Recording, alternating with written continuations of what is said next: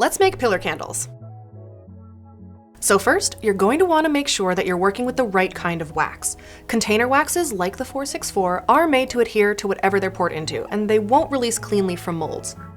Pillar waxes, on the other hand, tend to shrink a bit as they cool, and they should pop right out of your molds. Here, I'll be using BW921, but check our wax guide to see some other great options.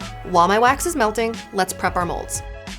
I'll be using our round pillar molds here, but you can use a variety of shapes and styles. Wicking the molds can be a little tricky, but once you get the process down, you can repeat it easily. I'm using an LX26 wick here. The size and type of wick you'll want to use will depend on the type of wax you're using and the diameter of your mold. Thread the wick through the hole. The bottom of this mold is actually the top of the candle, so if you're using a tabbed wick, make sure the tab is at the open end of the mold.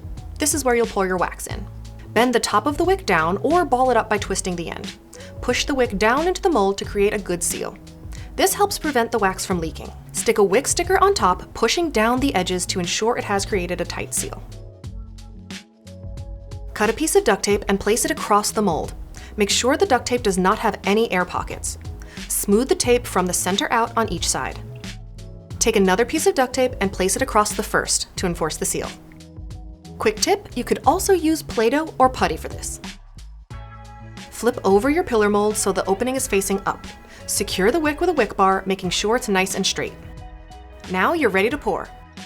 Keep in mind that pillar waxes will shrink as they cool, and you may need to top off your candles with a second pour of wax. Once the candles are completely cool, they should pop right out of the mold.